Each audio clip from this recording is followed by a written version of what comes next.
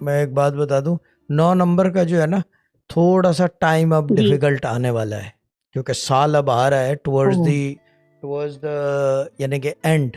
8 number کا تو ریت چل ہی رہا ہے، ابھی تو بہت بھاری ٹائم آنے والا ہے.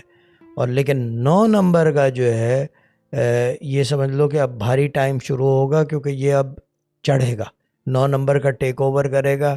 1 نمبر کا جو ہے بیچ میں جو ڈفرینس ہے وہ ایک الگ سٹوری ہے، وہ بعد میں بتاؤں گا، ابھی یاد دلا دیں گے یہ.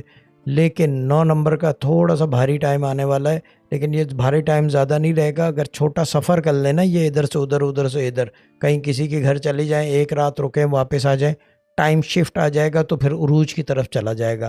9 نمبر کے لوگ وہ یہ کریں کہ کسی کے گھر بھی چلے جائیں یا کہیں چلے جائیں، اگر رات گزار سکتے ہیں تو ٹھیک ہے، ورنہ یہ کہ کم سے کم بھی 4 5 6 گھنٹے کہیں کسی جگہ باہر گزار لیں، مارکیٹ میں گزار لیں، مال میں گزار لیں، یا کسی کے گھر ایز اے مہمان چلے جائیں.